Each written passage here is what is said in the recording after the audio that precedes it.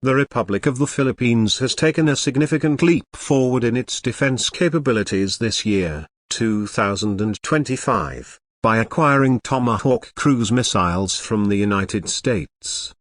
Historically, the nation relied on air-launched bombs and surface-to-air missiles for territorial defense.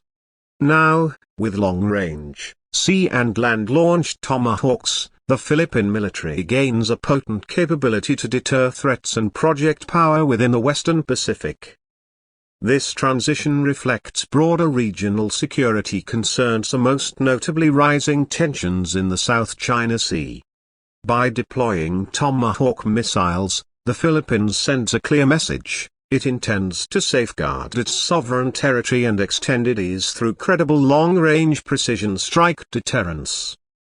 Today's overview will unpack why this procurement matters, what exactly the Philippines is acquiring, and how the Tomahawk fits into regional geopolitics and the Philippine military's modernization path.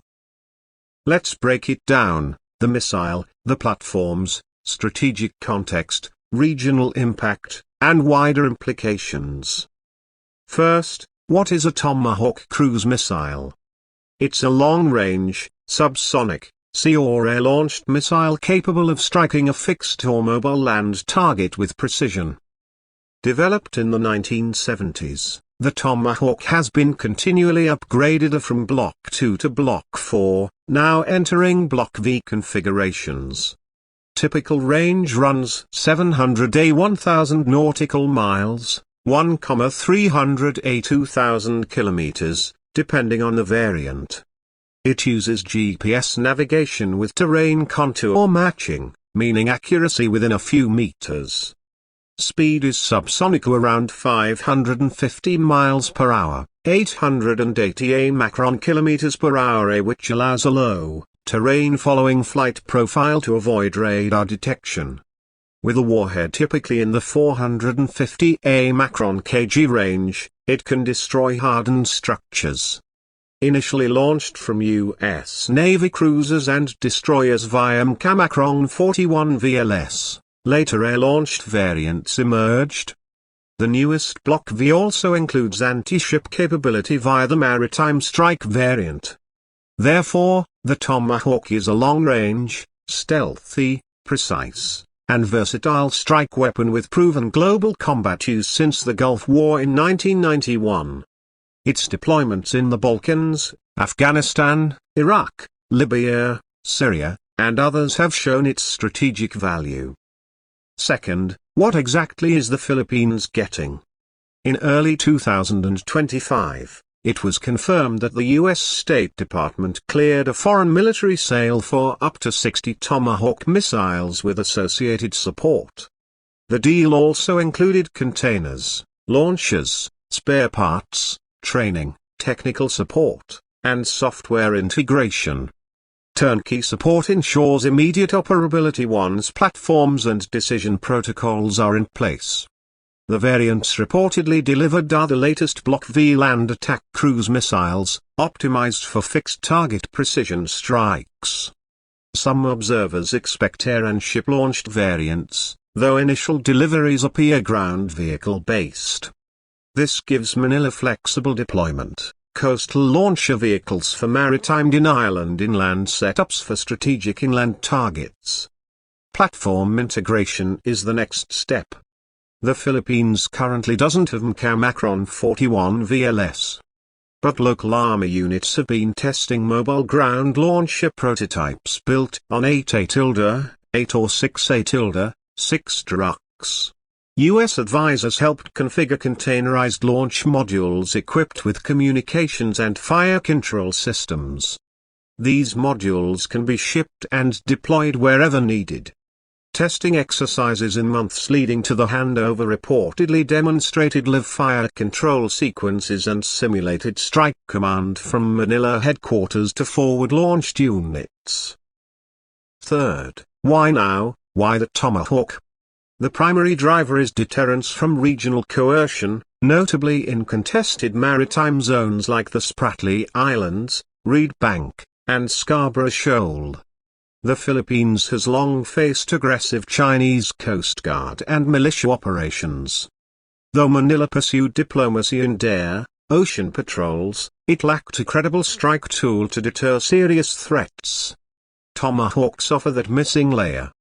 From dozens to hundreds of kilometers at sea, they can hold Chinese maritime militia vessels, offshore installations, radar stations, and the newly built Chinese facilities in Second Thomas Shoal on risk of precision strikes. This shifts deterrence calculus. Chinese planners must now weigh long-range Philippine strike potential before escalating maritime pressure. Another driver is interoperability with the U.S. Navy and OFRP partners. Many partners, including Japan, South Korea, Australia, have Tomahawk or similar systems. Standardizing on U.S. weapons streamlines joint exercises, logistics, and combat planning in case of regional crises in the wider Western Pacific. It also signals strong U.S. support for Philippine defense modernization efforts rooted in the Mutual Defense Treaty of 1951. Fourth, what capabilities does this add? 3 dimensions: land-based deterrence, maritime strike posture, and joint operability. Land-based deterrence. Traditionally, PAF, Philippine Air Force, could deliver air-launched bombs against fixed harassment targets. But without penetrating combat air forces, strike aircraft could be intercepted. With ground-launched Tomahawks, the Philippines can hold distant targets at risk without immediate deployment of strike aircraft, especially helpful for fixed maritime militia staging areas or radar installations. Maritime strike posture. Philippine Navy frigates like the Hamilton-class BRP Jose Rizal or the upcoming Jose Rizal class frigates currently carry anti-ship missiles like Harpoon or Spiker. If they can integrate Tomahawk Block V maritime strike, future naval variants, they gain longer reach beyond 1,000 Macron command dual land, ship capability. Even ground-launched maritime strike gives coastal batteries ability to intercept hybrid naval formations approaching these. Interoperability. Exercises like Balikatan already include joint missile drills. With Tomahawk integration, the U.S. Navy can practice layered strike coordination with Philippine ground forces, sharing targeting data via Macron 16-like data links or satellite nodes. Plus, shared logistics simplifies upkeep. Ships deploying to the region could resupply forward-deployed Philippine stocks if needed. Fifth, what about regional implications? China. Beijing will perceive this as a challenge, and indeed, responded with diplomatic protests. China's warplanes executed more patrols near Palawan within weeks of delivery. Chinese PLA Navy vessels shadowed Philippine surface patrols. However, the U.S. reaffirmed its commitment, conducting joint patrols near contested reefs. ASEAN. Other Southeast Asian states are watching closely.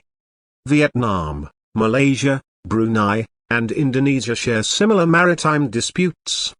Some have expressed support for regional balancing capabilities. Others, more closely aligned with China, worry this could trigger regional arms dynamics. ASEAN as a bloc has advocated restraint but outside frameworks, bilateral cooperation is growing. U.S. strategy. The Philippines' acquisition aligns with the Pentagon's Pacific Deterrence Initiative, to strengthen allied capabilities and fill existing strike gaps.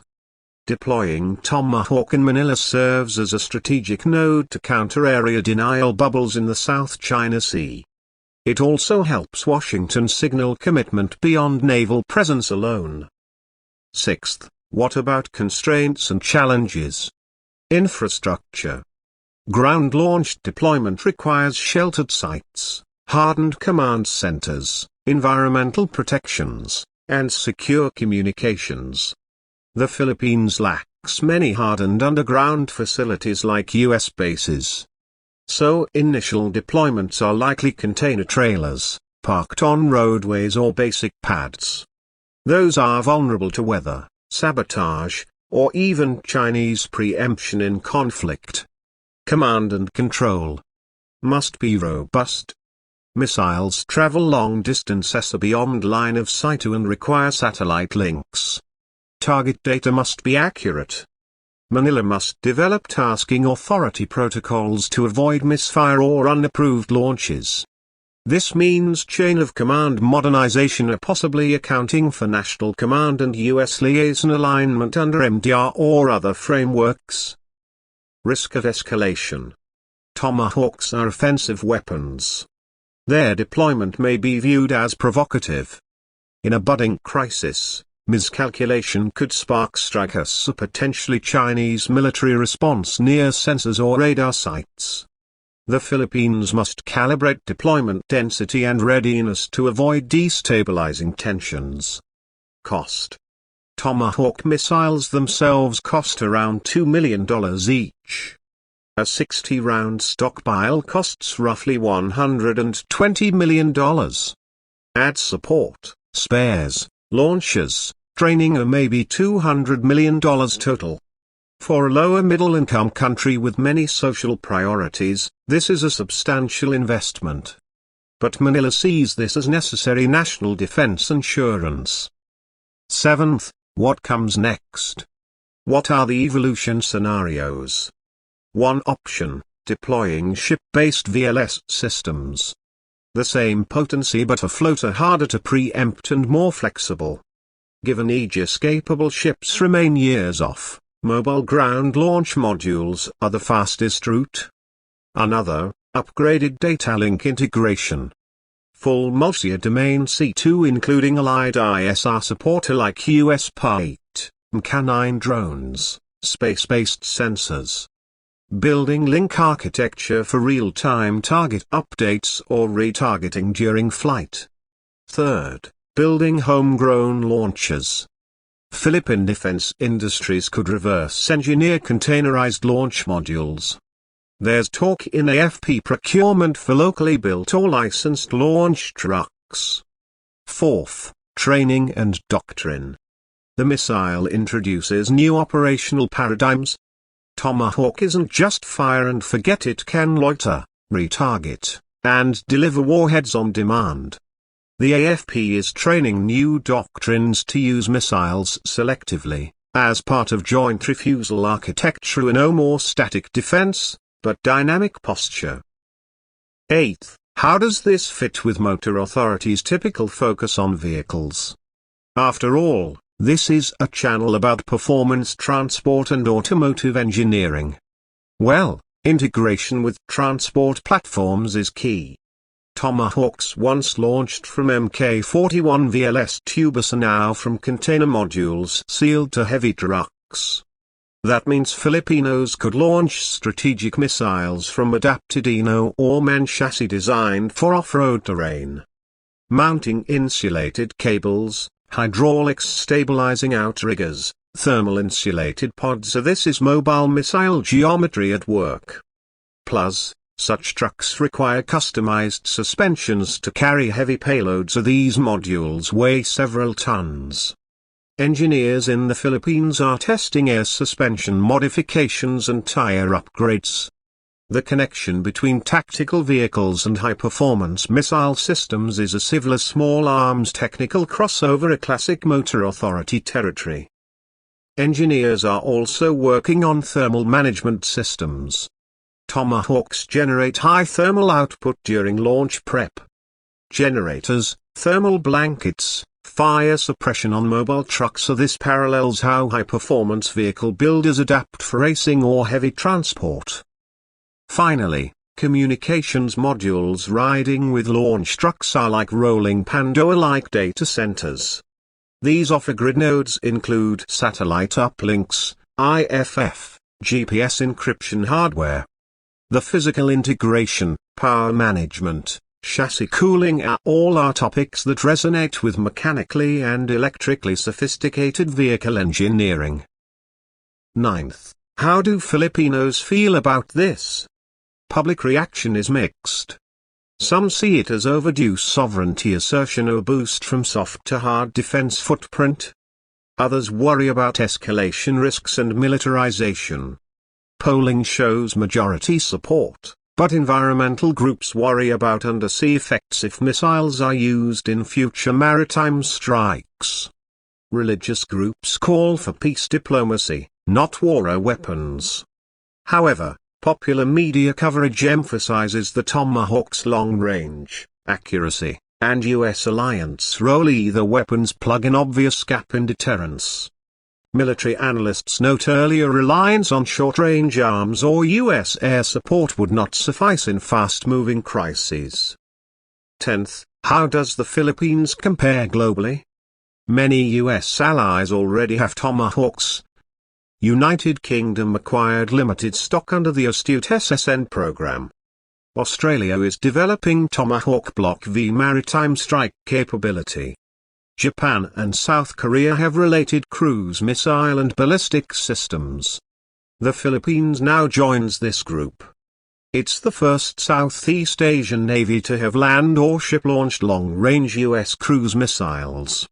That signals Manila's transition from a purely internal defense framework to a regional deterrence posture. Lastly, what does this mean longer term? We see three broad outcomes. 1. Stronger deterrence and stability. If deployed carefully, Tomahawks could reduce freighters in contested waters, curb Chinese maritime pressure, and make coercive behavior costlier. They wouldn't necessarily be fired. Their existence is the deterrent. 2. Arms competition acceleration. China could counter by deploying hypersonic anti-ship ballistic missiles near the Philippines or building further naval bases.